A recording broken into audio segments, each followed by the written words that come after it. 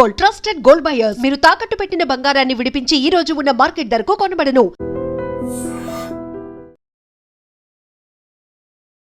సోనియా గాంధీ తన పౌరసత్వం కంటే ముందే ఓటర్ జాబితాలో పేరు నమోదు కోసం ఫోర్జరీ డాక్యుమెంట్లు సమర్పించారు అంటూ ఢిల్లీలో ఉన్నటువంటి రౌజ్ ఎవెన్యూ కోర్ట్ తనకి నోటీసులని జారీ చేసింది.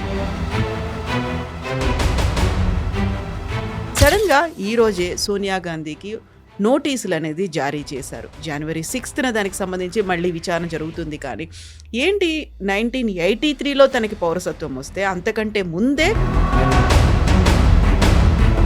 వీళ్ళు పెళ్లి చేసుకున్న టైంలో ఫస్ట్ కొన్ని రోజులు ఇండియాలో ఉన్నారు, తర్వాత బయటకు వెళ్ళారు. ఎమర్జెన్సీ టైంలో ఇండియాలో లేరు, అసలు పారిపోయారని చెప్తున్నారు ఆ టైంలో. సో ఇప్పుడు జరుగుతున్న దాని ప్రకారం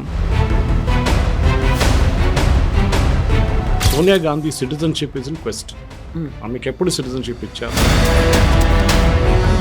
యూజువల్గా ఎలక్షన్స్ అనగానే ఓటింగ్ దాంతో పాటుగా చూసేది ఏంటంటే సైలెంట్ ఓటర్లు ఉన్నారు, ఎటువైపు ఓటేశారు, యాంటీ ఇన్కంబెన్సీ ఉందా, యూత్ ఎటువైపు ఆలోచించారు, వీటన్నిటితో పాటుగా ఓటర్ లిస్ట్, అందులోనూ కూడా ఫేక్ ఓటర్స్, డూప్లికేట్ ఓటర్స్ వీళ్ళందరూ ఉన్నారు, వాళ్ళందరినీ తీసేయడం అంటే.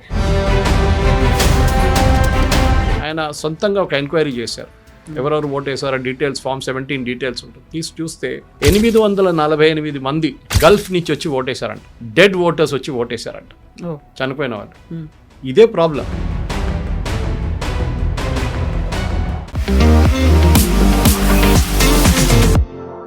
నమస్తే, నేను Kavitha. Welcome to I dream news and నిజాలు. సోనియా గాంధీ తన పౌరసత్వం కంటే ముందే ఓటర్ జాబితాలో పేరు నమోదు కోసం ఫోర్జరీ డాక్యుమెంట్లు సమర్పించారు అంటూ ఢిల్లీలో ఉన్నటువంటి రౌజ్ ఎవెన్యూ కోర్ట్ తనకి నోటీసులని జారీ చేసింది. మరోవైపు వెస్ట్ బెంగాల్కి సంబంధించి 54 లక్షల ఓట్లని తొలగించే పనిలో కేంద్ర ఎన్నికల సంఘం ఉంది. ఎందుకని ఇప్పుడు కంప్లీట్గా వెస్ట్ బెంగాల్ మీద ఫోకస్ పెడుతున్న సమయంలోనే సోనియా గాంధీకి సంబంధించినటువంటి ఈ ఫోర్జరీ డాక్యుమెంట్లు ఓటర్ లిస్టులో 1983 కంటే ముందే తన పేరు నమోదు చేయాలి అనేటువంటి ప్రతిపాదన ఎందుకు వచ్చింది? మనతో పాటుగా ఉన్నారు సీనియర్ జర్నలిస్ట్ సురేష్ కొచ్చాతిల్ గారు. సార్ నమస్తే. సార్, మనం ముందు నుంచి ఓటర్ లిస్ట్కి సంబంధించి మాట్లాడుకుంటున్నప్పుడు ప్రతిసారి దొంగ ఓట్ల గురించి మాట్లాడుకుంటున్నాము, లేకపోతే ఫేక్ డాక్యుమెంట్లు పెడుతున్నారన్నాము, రిపీట్ అవుతున్నాయి, డూప్లికేట్ అవుతున్నాయి, చనిపోయిన వాళ్ళ పేర్లు కూడా ఉన్నాయి అనుకుంటున్నప్పుడు సడన్గా ఈరోజే సోనియా గాంధీకి నోటీసులు అనేది జారీ చేశారు. జనవరి 6న దానికి సంబంధించి మళ్ళీ విచారణ జరుగుతుంది. కానీ ఏంటి 1983లో తనకి పౌరసత్వం వస్తే అంతకంటే ముందే ఓటర్ లిస్టులో తన పేరు కోసం ఫోర్జరీ చేశారు, డాక్యుమెంట్లను సమర్పించారని. కేసు ఏంటి అసలు? ఇది ముందు మెజిస్ట్రేట్ కోర్టులో ఈ కేసు వచ్చింది, అప్పుడు సెప్టెంబర్లో అనుకుంటాను. కొట్టిపడేశారు దాన్ని, డివాయిడ్ ఆఫ్ మెరిట్ అని చెప్పి మెజిస్ట్రేట్ కొట్టిపడేశారు. అంటే ఆ టైంలో మనకిప్పుడు కనిపిస్తుంది ఒక హ్యాండ్ రిటన్ ఎలక్టరల్ రోల్ కనిపిస్తుంది. ఆ టైంలో టైప్డ్ 1 ఎక్కువ లేదు, కానీ అది కూడా సబ్మిట్ ఎవరు చేశారో తెలియట్లేదు. వాళ్ళ ఫ్యామిలీలో అందరి పేర్లు ఉన్నాయి దాంట్లో, ఇందిరాగాంధీ నుంచి సంజయ్ గాంధీ, మనేకా గాంధీ అందరి పేర్లు కనిపిస్తున్నాయి దాంట్లో. వీళ్ళు పెళ్లి చేసుకున్న టైంలో ఫస్ట్ కొన్ని రోజులు ఇండియాలో ఉన్నారు, తర్వాత బయటకు వెళ్ళారు. ఎమర్జెన్సీ టైంలో ఇండియాలో లేరు, అసలు పారిపోయారని చెప్తున్నారు ఆ టైంలో. సో ఇప్పుడు జరుగుతున్న దాని ప్రకారం Sonia Gandhi citizenship is in question. ఆమెకు ఎప్పుడు సిటిజన్షిప్ ఇచ్చారు? దానికన్నా ముందు ఆమె ఎలక్టరల్ రోల్లో ఉంటే ఆమె తెలియకుండా వేసారా, తెలిసి చేశారా, ఆమె ఓటు వేసిందా, అది కూడా క్వశ్చన్ ఉంటుంది. కానీ ఇప్పుడు ఇన్ని సంవత్సరాల తర్వాత ఓటు వేసారా లేదనేది తెలియదు అసలు. మనకు దాన్ని కన్ఫర్మ్ చేయడానికి ఏ పరిస్థితుల్లో ఉండదు ఎలక్షన్ కమిషన్ అనమాట. కానీ బిగ్గర్ ఇష్యూ అది కాదు. బిగ్గర్ ఇష్యూస్ ఎలక్టరల్ రోల్స్ గురించి కన్ఫ్యూజన్. ఎందుకంటే రాహుల్ గాంధీ ఓట్ చోరీ అని తిరుగుతున్నప్పుడు, సరే మీ ఫ్యామిలీలోనే ఓట్ చోరీ జరిగిందని చెప్పి రాహుల్ గాంధీ వ్యతిరేకంగా ఒక బాస్కెట్బాల్ లాగా, లేకుంటే ఒక వాలీబాల్ లాగా అటు ఒక బాల్ కొట్టారనమాట. బూమరాంగ్ అవుతుంది అది. ఇట్ బూమరాంగ్ అని చెప్పలేము, కానీ there still no proof. Notice issue చేశారంతే. జరిగిందా లేదా, రోల్స్ ఉండేనా టైంలో లేదా అని మాకు తెలియదు. ఇట్లాంటి ఫ్యామిలీస్ యూజువలీ చాలా కేర్ఫుల్ ఉంటారు ఆ టైంలో, ఎందుకంటే రేపు ఎక్కడని ప్రాబ్లం రావచ్చు అని తెలుసు. కానీ ఎలక్షన్ కమిషన్కి ఇప్పుడు ఆ డేటా ఉందా వాళ్ళ దగ్గర డౌట్. 2002 ఉన్న డేటా వాళ్ళ దగ్గర ఉంది already, but I'm sure they have data of that date also. ఇప్పుడు ఎలక్షన్ కమిషన్ కూడా నోటీస్ ఇష్యూ చేస్తారు, వాళ్ళు రిప్లై ఇవ్వాల్సింది. కానీ పెద్ద ఇష్యూ దీని నుంచి ఏమొస్తుందంటే కవిత గారు, ఇప్పుడు జరుగుతున్న స్పెషల్ ఇంటెన్సివ్ రివిజన్లో ఎంత మటుకు గవర్నమెంట్ దీన్ని సీరియస్గా తీసుకుంటుందని చూడాలి. ఎలక్షన్ కమిషన్ వాళ్ళ పని చేస్తున్నారు. ఫర్ ఎగ్జాంపుల్ కల్కటాలో, వెస్ట్ బెంగాల్లో చాలా మట్టుకు ప్రెషర్ ఎలక్షన్ కమిషన్ మీద పెడుతున్నారు మమతా బెనర్జీ. అది రోల్స్లో ఉండొచ్చు, హౌసింగ్ కాంప్లెక్సెస్లో బూతులు పెట్టడం గురించి ఉండొచ్చు, ఏదైనా ఉండొచ్చు. మన హౌసింగ్ కాంప్లెక్సెస్ బూత్స్ గురించి చూసుకుందాం. ఇప్పుడు ఏం జరుగుతుందంటే యూజువలీ అర్బన్ టౌన్స్లో బయటికి వచ్చి ఎవరు ఓట్ వేయరు ఎక్కువ. పెద్ద పెద్ద కాంప్లెక్స్లు ఉంటాయి, 4000 ఫ్లాట్స్, 400 ఫ్లాట్లు, 800 ఫ్లాట్లు, అట్లాంటిది ఉంటాయి, 1200 ఫ్లాట్లు. సో ఎలక్షన్ కమిషన్ ఏం ప్రపోజ్ చేశారంటే ఢిల్లీ ఎలక్షన్స్లో వీళ్ళు హౌసింగ్ కాంప్లెక్సెస్లో బూత్లు పెట్టినప్పుడు, ఎందుకంటే అక్కడ ఎట్లయినా మినిమం 1000 మెంబర్స్ ఉంటారు, 1000 కాదు 5000 కూడా ఉంటారు ఓటర్స్. సో 2-3 బూత్లు పెట్టచ్చు ఈజీగా. అక్కడ పెట్టినప్పుడు ఢిల్లీలో 15% ఎలక్ట్రల్ ఓటింగ్ పెరిగింది, which is the big thing. ఎందుకంటే వాళ్ళ కాంప్లెక్స్లోనే ఓటింగ్ ఉంది, ఈజీగా దిగొచ్చి పైనుంచి మీరు లిఫ్ట్లో వచ్చి ఓటేసి మీరు వెళ్ళిపోవచ్చు ఇంటికి. ఇది బయటికి వెళ్ళి బూత్లు వెళ్ళి అక్కడ లైన్ నిలబడి ఓట్ చేయడం చాలామంది చేయరు. అండ్ ఎస్పెషలీ కొంచెం ఎల్డర్లీ పీపుల్ ఉంటారు, వాళ్ళు వీల్ చైర్లో ఉంటారు, వాళ్ళకి యాక్సెస్ ప్రాబ్లం ఉంటుంది, స్కూల్స్ కానీ పక్కనున్న గవర్నమెంట్ ఆఫీస్ కానీ. సో ఇదొకటి. ఇది జరుగుతున్నప్పుడు ఈ సోనియా గాంధీ ఎపిసోడ్ వచ్చిన కనెక్షన్ ఎక్కడ వస్తుందంటే ఎలక్ట్రల్ రోల్స్ రివిజన్లో కూడా చాలా మట్టుకు అవకతవకలు ఉన్నాయని చెప్పి తెలిసిపోయింది ఇప్పుడే. ఎట్లా అంటే ఇది ప్రోజనీ మ్యాపింగ్ అని చేస్తున్నారు ఇప్పుడు ఎలక్షన్ కమిషన్. బహుశా దీనికన్నా ముందు కూడా మనం మాట్లాడాం దీని గురించి. 2620 పోలింగ్ బూత్ల్లో వెస్ట్ బెంగాల్లో ఒక్క మనిషి కూడా చనిపోలేదు 23 సంవత్సరాల్లో. ఒక్క మనిషి కూడా అక్కడి నుంచి మారిపోలేదు, అక్కడ ఉన్నారు అందరు. ఒక్క డూప్లికేట్ ఓటర్ కూడా లేరు. This is not possible. ఆ టైంలో 82 సంవత్సరాలు ఉన్న ముసలోళ్ళు ఉంటారు, ఓల్డ్ ఎల్డర్లీ పీపుల్ ఉంటారు. వాళ్ళు ఇప్పుడు 23 సంవత్సరాలు, వాళ్ళ ఏజ్ విల్ బి 105 or 106. వాళ్ళు బతుకున్నారంటే బెస్ట్, బ్యూటిఫుల్, వెరీ గుడ్. బహుశా Guinness book of world records కూడా వెళ్ళొచ్చు అది. వెస్ట్ బెంగాల్లో ఇంత హైయెస్ట్ నెంబర్లో ఉన్నారు అని అంటే అదే పాయింట్ అన్ని బూత్స్లో ఉండాలి. ఈ 2600 బూత్స్ ఎందుకు వచ్చింది? అది కూడా వన్ పర్టికులర్ జాగ్రఫికల్ ఏరియాలో. సో ఎలక్షన్ కమిషన్ దాన్ని మళ్ళీ అనలైజ్ చేస్తున్నారు. వెస్ట్ బెంగాల్లో కవిత గారు, నేను మీకు ఒక ఎగ్జాంపుల్ ఇస్తాను. ఎందుకంటే చాలా మట్టుకు absentee voters, dead voters and permanently shifted voters ఒక స్టేటస్ ఉంటుంది. సో నేను చూసే డేటా ప్రకారం, నా దగ్గర ఉన్న లేటెస్ట్ ఎలక్షన్ కమిషన్ డేటా నుంచి నేను కోట్ చేస్తున్నాను అనమాట. How many are dead, how many are alive అని చెప్పి వాళ్ళు కల్కటాలో, within Calcutta they have brought out a figure అన్నమాట.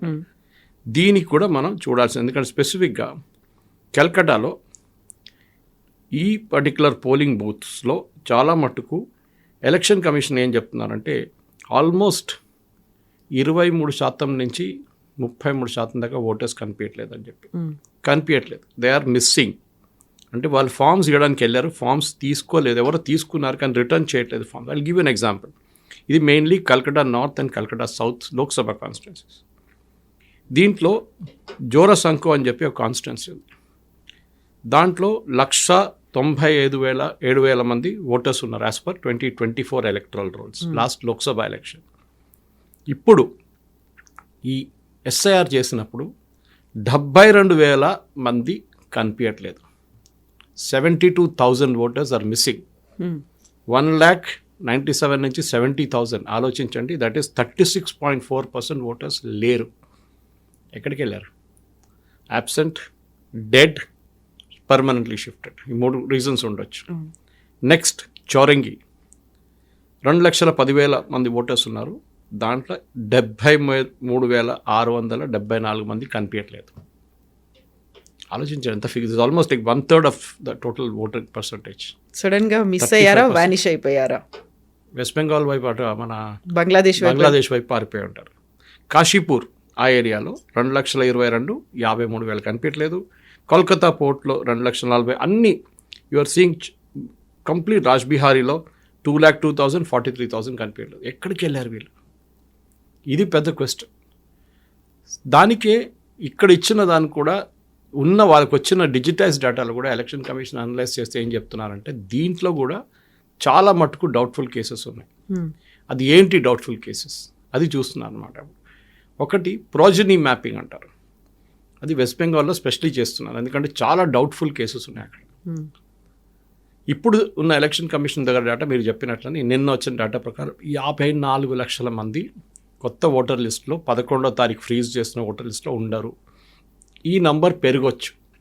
బీహార్ గుర్తుపెట్టుకోండి, 64 లక్షల మంది went out of the rolls. West బెంగాల్లో కూడా అదే జరగవచ్చు. That is why Mamata Banerjee is panicking. Okay, so Mamata Banerjee ఇప్పుడు ఏం చేస్తుందంటే, ఒకటి వాళ్ళ బిఎల్ఓస్ దగ్గర ప్రెషర్ పెట్టడానికి, బిఎల్ఓస్ మీద వాళ్ళ పార్టీ వర్కర్స్ దగ్గర ఈ ఫామ్స్ అని ఫిలప్ చేసిన తర్వాత ఈ 2620 బూత్స్లో ఈ అవకతవకలు జరిగినాయి. దానికోసం election commission is ordered reaudit completely. Definitely ఈసారి బయటపడతారు చాలామంది దాని నుంచి. రెండవది, ఈ హౌసింగ్ కాంప్లెక్సెస్లో నేను చెప్పిన దాని ప్రకారం ఓట్లో వాళ్ళు ఫస్ట్ అగ్రీ చేశారు. 5-6 హౌసింగ్ సొసైటీస్ అగ్రీ చేశారు. మమతా బెనర్జీ ఏం చేశారు, వాళ్ళ ఎమ్మెల్యేలు పంపించి ధమ్కి ఇచ్చి వాళ్ళ దగ్గర పర్మిషన్ లెటర్స్ విత్డ్రా చేయించుకున్నారు. ఏది హౌసింగ్ సొసైటీ వాళ్ళు ఏమన్నారు, మా దగ్గర ఒక రూమ్ ఇచ్చేస్తాం, మా అసోసియేషన్ రూమ్ ఉంటుంది, లేకుంటే క్లబ్ హౌస్ ఉంటుంది, దాంట్లో మీరు బూత్లు పెట్టుకోవచ్చు అని చెప్పేసి ఎలక్షన్ కమిషన్ దగ్గర. అంటే వాళ్ళ మనుషులు పంపిస్తారు, సెక్యూరిటీ అన్నీ ఉంటుంది అక్కడ. ఇప్పుడు అన్నీ విత్డ్రా చేసుకున్నారు. సో ఎలక్షన్ కమిషన్ కూడా చెప్పారు వీళ్ళకి ఇంట్రెస్ట్ లేదు, నాకేం పోయింది, వీళ్ళు విత్డ్రా ఇట్ అని చెప్పారు. సో ఆమె భయం చూడండి, ఎందుకంటే ఎడ్యుకేటెడ్ పీపుల్ ఉంటారు హౌసింగ్ కాంప్లెక్సెస్లో చాలా మట్టుకు, వాళ్ళు ఓట్లు వేయకూడదు, వాళ్ళు ఓట్లు వేస్తే మమతా బెనర్జీకి డేంజర్. అది కాకుండా ఈ 54 లక్షల మంది ఇప్పుడు మిస్సింగ్ ఉన్నారు, ఏం చేయబోతున్నారు? దీని గురించి ఫారెన్సిక్గా ఒక ఆడిట్ నడుస్తుంది వెస్ట్ బెంగాల్లో. మీకు ఈ ప్రాబ్లం ఎక్కడా కనిపించట్లేదు. గుజరాత్లో కూడా 16 లక్షల మంది voters are dead, which is expected. మీరు 2002 నుంచి 2025కి వచ్చినప్పుడు 23 సంవత్సరాల్లో చాలామంది చనిపోయి ఉంటారు. సో గుజరాత్లో కూడా 16 లక్షల మంది, విచ్ ఇస్ నాట్ సర్ప్రైజింగ్. అది వెస్ట్ బెంగాల్ ఎందుకు చూపించట్లేదు?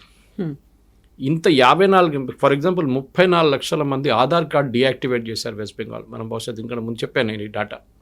34 లక్షల మంది ఆధార్ కార్డ్ డీయాక్టివేట్ చేశారు, ఎందుకు? చనిపోయారని చెప్పి. అదెందుకు చేశారు? Unique identification authority of India అంటే ఈ ఆధార్ కార్డ్ ఇష్యూ చేసే అథారిటీ ఎందుకు చేశారంటే, ఆ కార్డులు ఎవరో వాడుకుంటున్నారు, చనిపోయిన వాళ్ళు లేచి వచ్చి ఓటేస్తున్నారు అక్కడ. ఓటు కొట్టే కాదు, సిమ్ కార్డు తీసుకుంటున్నారు, which is very dangerous. Sim card activation చేయించుకుంటున్నారు, రేషన్ కార్డు అప్లై చేస్తున్నారు, దాంతోనే రేషన్ తీసుకుంటున్నారు బయోమెట్రిక్ పెట్టకుండా. సో ఎవరో యూజ్ చేస్తున్నారని చెప్పి చాలా కార్డ్స్ దాంట్లో యూజ్ చేస్తే దాన్ని డీయాక్టివేట్ చేసి పడేస్తారు. ఇప్పుడు దాని నుంచి బయోమెట్రిక్ ట్రై చేస్తే వర్క్ కాదు ఇప్పుడు, బికాజ్ పర్సన్ ఫింగర్ ప్రింట్ ఉండదు కదా వాళ్ళది. కానీ ఇంకా చాలా పనులు ఉన్నాయి. ఈ 34 లక్షల మంది కూడా యాడ్ చేస్తే వెస్ట్ బెంగాల్ ఫిగర్ బహుశా 78 లక్షల దాకా వెళ్ళొచ్చు ఓటర్స్. కొత్త ఓటర్ లిస్టులో 8 లక్షల మంది ఉండరు. ఇది మమతా బెనర్జీకి పెద్ద ఒక థ్రెట్. దానికోసం ఆమె చాలా మటుకు ట్రై చేసింది ఆపడానికి, కానీ ఎలక్షన్ కమిషన్ చాలా టఫ్గా ఉండే. వాళ్ళు చాలా క్లియర్గా చెప్పారు, we will do it our own way. కోర్టుకి వెళ్ళారు, కోర్టు కూడా పట్టించుకోలేదు. హియరింగ్ ఉంది కానీ అప్పుడు దాకా ఈ లిస్ట్ అంతా బయటకు వచ్చేస్తుంది. కవిత గారు దీంట్లో సోనియా గాంధీ కేసు చెప్పినప్పుడు కూడా ఇట్లాంటి కేసెస్ యూపీలో ఒక కేసు మొన్న బయటపడింది, మీరు చదువుంటారు పేపర్లో. ఒక ఎల్డర్లీ లేడీ ఏం చేస్తుందంటే, వాళ్ళ 2 పిల్లలు దుబాయ్లో ఉన్నారు. దుబాయ్ ఒకరు మస్కట్లో కనుకుంటారు, 2 డిఫరెంట్ కంట్రీస్, కువైత్. ఆమె ఏం చేస్తుందంటే, వీళ్ళిద్దరు ఇక్కడ ఉన్నారని చెప్పి పేరు రాసి సంతకం పెట్టింది. ఆమె ఫార్జరీ చేసింది, పట్టుకున్నారు. వాళ్ళు అక్కడ కాదు, వాళ్ళు కువైట్లో ఉన్నారు, ఇంకొకరు దుబాయ్లో ఉన్నారు. ఇది మన దగ్గర కూడా చాలా కేర్ఫుల్ ఉండాలి. మన దగ్గర చాలామందికి చెప్తున్నప్పుడు హైదరాబాద్లో వాళ్ళు నా మాట వినరు. వాళ్ళు ఇక్కడ పనిచేస్తున్నారు హైదరాబాద్లో, కానీ వాళ్ళ అమ్మ నాన్న దగ్గర వాళ్ళు ఉన్న ఊర్లలో రాపించుకుంటున్నారు, మేము అక్కడే ఉన్నాము అని చెప్పి. హైదరాబాద్లో ఐటీ కంపెనీలోనో, ఫార్మా కంపెనీలోనో, ఇంకేదైనా ప్రైవేట్ సెక్టర్ కంపెనీలో పనిచేస్తున్నారు చాలామంది ఉన్నారు. వాళ్ళు అక్కడ వాళ్ళ పేరు వాళ్ళ ఊర్లో రాపించుకొని వాళ్ళు ఇక్కడ ఉంటున్నారు. ఇక్కడ ఎస్ఐఆర్ రాబోతుంది, దీని తర్వాత ఎస్ఐఆర్ వస్తుంది. మన లోకల్ బాడీ ఎలక్షన్స్ అయిపోయిన తర్వాత, సర్పంచ్ల ఎలక్షన్, ఎంపీటీసీ జడ్పీటీసీ అయిపోయిన తర్వాత ఇక్కడ ఎస్ఐఆర్ స్టార్ట్ అవుతుంది తెలంగాణలో. ఆ టైంలో వీళ్ళ అమ్మగారు నాన్నగారు అట్లా డీటెయిల్స్ రాసి సంతకం పెడితే criminal case will be filed against them. మీరు ఎక్కడున్నారో లాస్ట్ 6 నెలలు మీరు అక్కడే ఓటేయాలి, మీరు ఇంకో ప్లేస్కి వెళ్ళి ఓటేయకూడదు. And this is there. ఇది ఇంగ్లీష్లో కూడా చెప్పాలంటే చాలామంది నాకు ఇప్పుడు కూడా గుర్తున్నాను, 2019 ఎలక్షన్, 2014 ఎలక్షన్లో నేను హైటెక్ సిటీ బయట, మైండ్ స్పేస్ బయట టేబుల్ వేసుకొని ఇంకొక ఆర్గనైజేషన్ ఉన్నారు, జేఏ చౌదరి గారు ఉన్నారు. ఆ టైంలో ఆయన ఆర్గనైజేషన్, జేఏ చౌదరి గారు ఆర్గనైజ్ చేశారు ఇదంతా. లెట్స్ ఓట్ అని చెప్పి క్యాంపెయిన్ ఉండే. ఆ టైంలో క్యాంపెయిన్ నడిపించాం మేము. చాలామంది అక్కడ వచ్చి ఏంటని అడిగారు మా దగ్గర. అక్కడ టేబుల్ వేసుకొని అందరు కూర్చున్నారు, ల్యాప్టాప్ తీసుకొని. ఇట్లా ఎలక్ట్రల్ ఓటర్, అరే హమారాతో కలకత్తా మే, హమారాతో బీహార్ మే హే, మేము యూపీ నుంచి, మేము ఢిల్లీ నుంచి, ముంబై నుంచి అని చెప్తున్నారు, కొంతమంది చెన్నై నుంచి.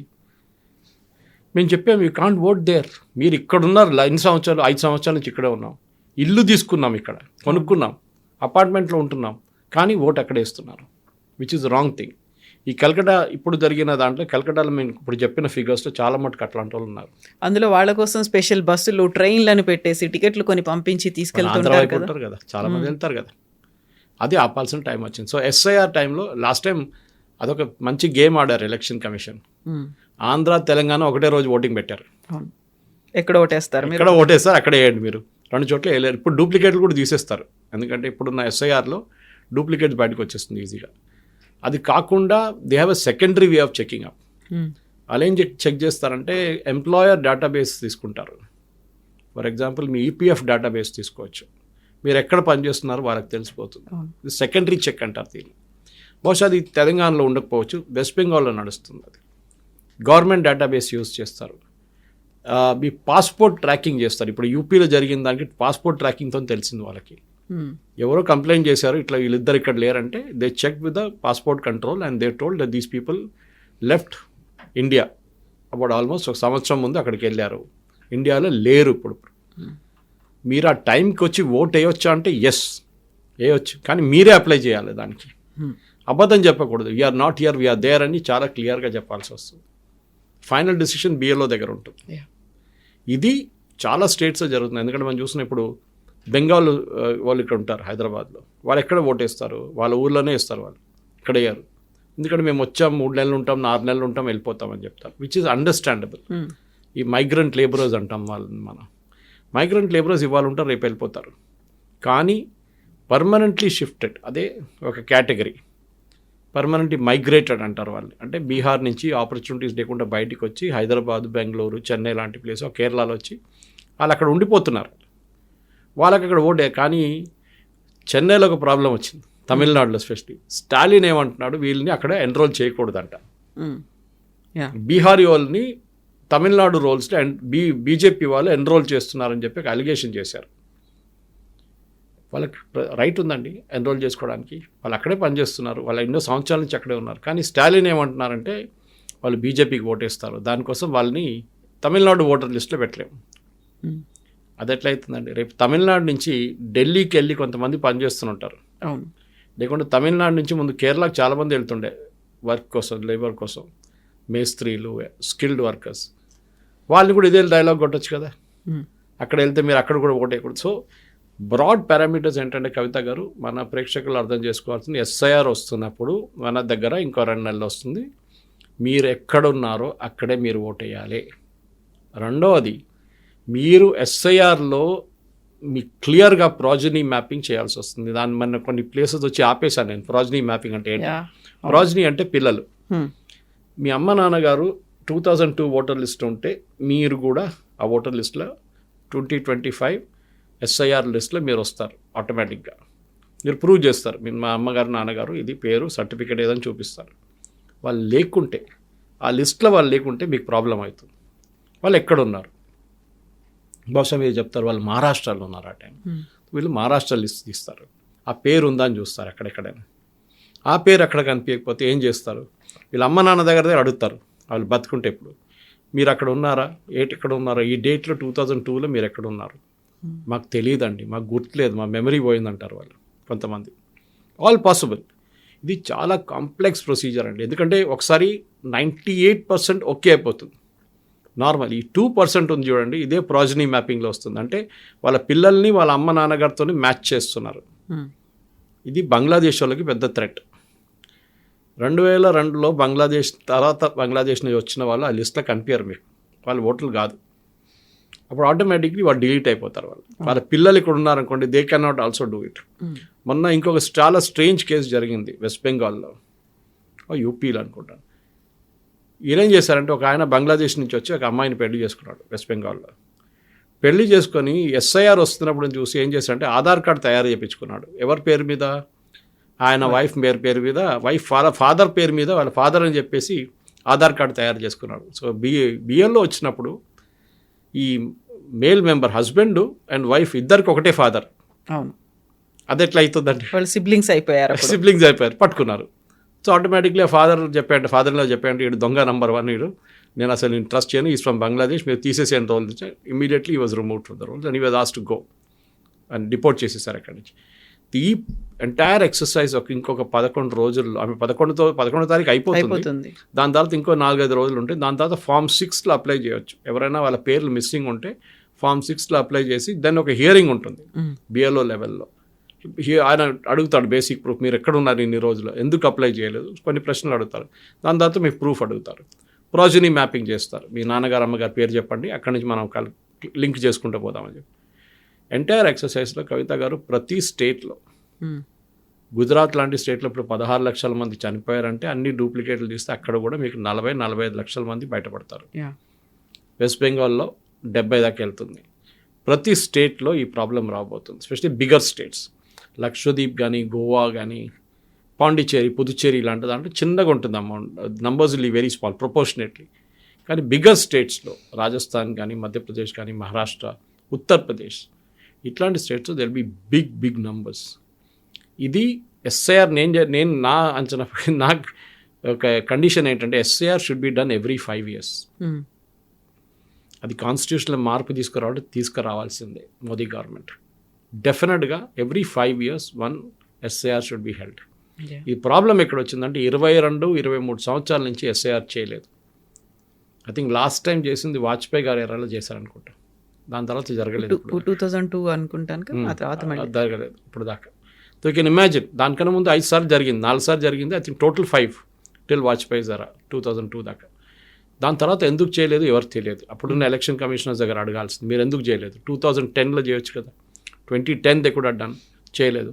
2015లో చేయొచ్చు కదా, చేయలేదు. 2020 కోవిడ్ వచ్చిందంటారు, అండర్స్టాండబుల్. మళ్ళీ దాని తర్వాత ఇప్పుడు మొదలుపెట్టారు. దీంతో పాటు నెక్స్ట్ రాబోతుంది census, and that is where it is going to get very interesting. ఎందుకంటే సెన్సస్ డేటా అనేది చాలా డీప్ డైవ్ డేటా ఉంటుంది. మీది పేరు, మీరు అడ్రస్ ఒకటే కాకుండా చాలా మటుకు ఎక్స్ట్రా డీటెయిల్స్ అడుగుతారు వాళ్ళు. అండ్ ఈసారి క్యాస్ట్ కూడా అడుగుతున్నారు. బ్యాక్గ్రౌండ్ అంతా తెలిసిపోతుంది. ఈ డేటా ఎలక్షన్ కమిషన్ మ్యాచ్ చేసుకుంటారు. ఇది హోమ్ మినిస్ట్రీ దగ్గర నుంచి ఉంటుంది, ఇది సిటిజన్షిప్ డాక్యుమెంట్ లాగా ఇటువైపు ఎలక్షన్ కమిషన్ చెక్ చేసుకుంటారు. ఈ 2 చెక్ చేసినప్పుడే ఇదంతా బయటపడుతుంది. And definitely next 15 days going to be very interesting. నేనైతే డైలీ డేటా చెక్ చేస్తున్నాను. బహుశా ఈ ఎలక్షన్ ఫైనల్ రిజల్ట్ వచ్చిన తర్వాత, ఎక్సెప్ట్ ఫర్ కేరళలో 18 దాకా ఎక్స్టెండ్ చేశారు, 1 week ఎక్స్ట్రా. ఎందుకంటే అక్కడ లోకల్ బాడీ ఎలక్షన్స్ నడుస్తుందని చెప్పి 1 వారం ఇంకా ఎక్స్ట్రా అడిగారు. మిగతా అన్ని స్టేట్స్లో ఎక్కడెక్కడ జరుగుతుందో 12 యూనియన్ టెరిటరీస్ అండ్ స్టేట్స్లో, దాంట్లో 11లో 11th ద లాస్ట్ స్టేట్ 2 రోజుల తర్వాత. దాని తర్వాత ఫైనల్ ఫస్ట్ డ్రాఫ్ట్ రోల్స్ వచ్చేస్తుంది. దాని తర్వాత ఫైనల్ రోల్స్ 1 నెల లోపల పబ్లిష్ అయిపోతుంది.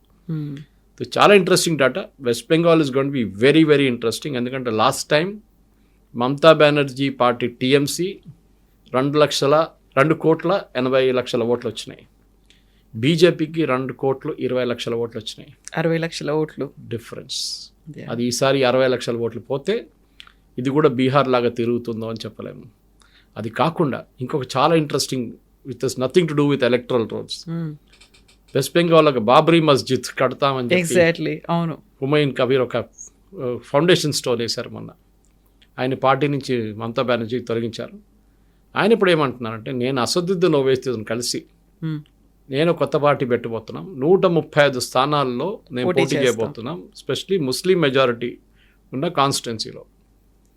మమతా బెనర్జీ టీఎంసీకి వచ్చే ఓట్లంతా మేము తీసుకెళ్ళిపోతామని చెప్పి ఒకటి ఆయనతో ఒట్టిగా పోటీ చేస్తున్నట్టు వాళ్ళ పార్టీ కొత్త పార్టీ ఏది పెట్టుకుంటాడు. కానీ దాని తర్వాత ఓవైసీతో టైఅప్ చేయడం చేస్తారో లేదో తెలియదు. Owaisi is a very smart man. ఆయనతో సొంతంగా ఆపర్చునిటీ దొరికితే ఈయనతో ఎందుకు వెళ్తాడు ఆయన? ఇది మనం చూడాల్సింది. ఇది జరిగితే ఈ 64 లక్షలు, 50 లక్షలు, 70 లక్షల ఫైనల్ తీసేసిన లిస్ట్ నుంచి అది పోయి, దాంతోపాటు ఇది కూడా వస్తే ముర్షిదాబాద్, మాల్డా, 24 పర్గనాస్లో చాలా మటుకు ముస్లిం మెజారిటీ కాన్స్టిట్యున్సీలో 30,000, 20,000 ఓట్లు తీసుకెళ్ళిపోతే Mamata Banerjee candidate, TMC candidate చాలా డేంజరస్ సిచ్యువేషన్లో అయిపోతారు.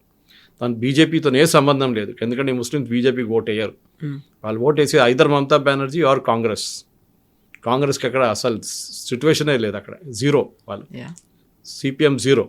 ఈ బ్యాటిల్ బీజేపీ వర్సెస్ మమతా బెనర్జీలో నెక్స్ట్ 1 week ఎలక్ట్రల్స్ వచ్చిన తర్వాత చూడండి, మమతా బెనర్జీ మొత్తం ఒక బాంబ్ ఎక్స్ప్లోడ్ అయ్యేట్లు మమతా బెనర్జీ ఎక్స్ప్లోడ్ కాబోతుంది. ఇదంతా నేను పట్టించుకోను, ఈ లిస్ట్లో నాకు అసలు సంబంధమే లేదు, ఈ ఎలక్షన్ కాదు, నేను సుప్రీంకోర్టుకి వెళ్తాను, అది ఇదని చెప్పి గొడవ చేయబోతుంది. Because entire electoral roles will come out. ఆమె చేసిన ఒక ఇన్ని రోజులు 15 సంవత్సరాల నుంచి ఎట్లా గేమ్ ఆడుకున్నారో అది చాలా క్లియర్గా తెలిసిపోతుంది. మీకు ఒక్క north Calcutta and south Calcutta details మీకు ఇచ్చాను. ఇప్పుడు 30 నుంచి 33% మందికి కనిపించట్లేదు. అంటే 1,00,000 మంది ఉంటే 33,000 మంది మిస్సింగ్ ఉన్నారు యావరేజ్. ఆ నంబర్ ఇంకా పెరగవచ్చు, 40 దాకా వెళ్ళొచ్చు. That is actual voter list. And at west Bengal అనే ఒక ఎలక్షన్, దాంతోపాటు అస్సాంలో కూడా జరగబోతుంది. అస్సాంలో ఆల్రెడీ ఎన్ఆర్సీ నడుస్తుంది, అక్కడ ఎస్ఆర్ చేస్తున్నారు, special revision, not intensive revision. ఎందుకంటే NRC is already happening there. ఈ 2 స్టేట్లు చూస్తే చాలా క్రూషియల్ బీజేపీకి, ఒకవైపు మమతా బెనర్జీకి, ఇంకోవైపు తరుణ్ గొగోయ్ వాళ్ళ కాంగ్రెస్కి అస్సాంలో. It be very interesting days ahead. యూజువల్గా ఎలక్షన్స్ అనగానే ఓటింగ్ దాంతో పాటుగా చూసేది ఏంటంటే సైలెంట్ ఓటర్లు ఉన్నారు, ఎటువైపు ఓటేశారు, యాంటీ ఇన్కంబెన్సీ ఉందా, యూత్ ఎటువైపు ఆలోచించారు, వీటన్నిటితో పాటుగా ఓటర్ లిస్ట్, అందులోనూ కూడా ఫేక్ ఓటర్స్, డూప్లికేట్ ఓటర్స్ వీళ్ళందరూ ఉన్నారు, వాళ్ళందరినీ తీసేయడం అంటే అదే చాలా క్రూషియల్ అవ్వబోతోంది వీటన్నిటికంటే కూడా. కరెక్ట్. చాలా ఇంట్రెస్టింగ్ కవిత గారు. అది మీరు ఆ ప్రాసెస్లో ఇన్వాల్వ్ అయిపోతే మీరు కూడా ఎక్సైట్ అయిపోతారు. ఎందుకంటే ఎట్లా ఇన్ని రోజులు ఎట్లా నడిచింది ఇదంతా ఆలోచిస్తారు మీరు. అంటే ఇన్ని రోజులు ఇట్లా చేశారు ఇదంతా. ఇన్ని రోజులు ఇప్పుడు కేరళలో చూడండి, the local body elections is happening. అక్కడ 16% మంది కనిపించట్లేదంట. లోకల్ బాడీ ఎలక్షన్స్ నడుస్తుంది. అవును, విలేజ్ ఈజ్ యూనిట్. అక్కడ లోకల్ బాడీ అంటే విలేజ్ లోనే ఉంటుంది. 16% పీపుల్ ఈ నడుస్తున్న ఎలక్షన్లోనే మిస్సింగ్ ఉన్నారు as per latest SIR of Kerala. అంటే ఇప్పుడు నడుస్తున్న ఎలక్ట్రల్ రోల్ ఇస్ ఫేక్. దానికోసం పినరాయి విజయన్ ఎలక్షన్ దానికన్నా ముందు చేపించారు. సుప్రీంకోర్టుకి వెళ్ళినప్పుడు ఎలక్షన్ కమిషన్ ఏం చెప్పారంటే, రోల్స్ వస్తుంది, మీరు 11వ తారీఖు దాకా మేము రోల్స్ పబ్లిష్ చేస్తామని చెప్పి పినరాయి విజయన్ సుప్రీంకోర్టు దగ్గర రిక్వెస్ట్ పెట్టి వారం పోస్ట్పోన్ చేపించారు 18th. సో ఈ 20th దాకా పేర్లు బయటకు వచ్చి అప్పుడు దాకా లోకల్ బాడీ ఎలక్షన్స్ అయిపోతుంది. వీళ్ళు లేరురా బాబు అంటే అప్పుడు ఇంట్రెస్టింగ్ ఏంటంటే, అప్పుడు ఓట్ చేసిన వాళ్ళు ఈ కొత్త SIR లిస్ట్ వచ్చిన వాళ్ళని కంపేర్ చేస్తే ఎంతమంది చనిపోయిన వాళ్ళు వాళ్ళ గ్రేవ్స్ నుంచి బయటకు వచ్చి ఓటేసి వెళ్ళారని తెలిసిపోతుంది. కేసు ఉంది కేరళ హైకోర్టులో. Kerala BJP state president, ex president K. Surendran, దీనికన్నా ముందు 3 ఎలక్షన్ల ముందు ఆయన కాసర్గోడ్ నుంచి దగ్గర నీలేశ్వరం అని చెప్పి ఒక అసెంబ్లీ కాన్స్టిట్యున్సీ ఉంది, అక్కడి నుంచి పోటీ చేయొచ్చు. Very close to Karnataka. చాలామంది కన్నడ మాట్లాడతారు అక్కడ. Even Surendran speaks good Kannada. ఆ కాన్స్టిట్యున్సీలో ఆయన 82 ఓట్లతో ఓడిపోయాడు అసెంబ్లీ ఎలక్షన్లో. 82 ఓట్స్తో 82 ఓట్స్ ఓటినప్పుడు ఫస్ట్ రీకౌంట్ ఉంటుంది. రీకౌంట్ చేసినప్పుడు కూడా అంతే నెంబర్ ఉండిపోయింది. దాని తర్వాత ఆయన సొంతంగా ఒక ఎంక్వైరీ చేశారు, ఎవరెవరు ఓట్ వేసారో డీటెయిల్స్, Form 17 డీటెయిల్స్ ఉంటుంది. తీసి చూస్తే 848 మంది గల్ఫ్ నుంచి వచ్చి ఓటేశారంట. 416 మంది డెడ్ ఓటర్స్ వచ్చి ఓటేశారంట, చనిపోయిన వాళ్ళు. ఇదే ప్రాబ్లం. దాన్ని ఆయన ప్రూవ్ చేశారు కేరళ హైకోర్టులో. అది నెక్స్ట్ ఇయర్ ఇంకొచ్చేదాకా గెలిచిన candidate IUML, Indian union muslim league candidate చనిపోయారు. So the entire petition became infructuous because ఇంకేం లేదు అక్కడ, ఓన్లీ బై ఎలక్షన్ వచ్చేస్తుంది. అది కాకుండా అదే టైం ఆయన బతుకుంటే he could have proved that the election was a fraud. ఇప్పుడు ఎలక్షన్ కమిషన్ చేస్తున్న ఇదే పని ముందు చేయాలండే. ఇప్పుడు చూడండి, సరే గల్ఫ్లో ఉన్న వాళ్ళు ఏం చేస్తారంటే ఎలక్షన్ టైంలో వాళ్ళు టికెట్ తీసుకొని వస్తారు చాలామంది ఇక్కడ ఓట్ వేయడానికి. కొన్ని పొలిటికల్ పార్టీ స్పాన్సర్ చేస్తారు వాళ్ళు.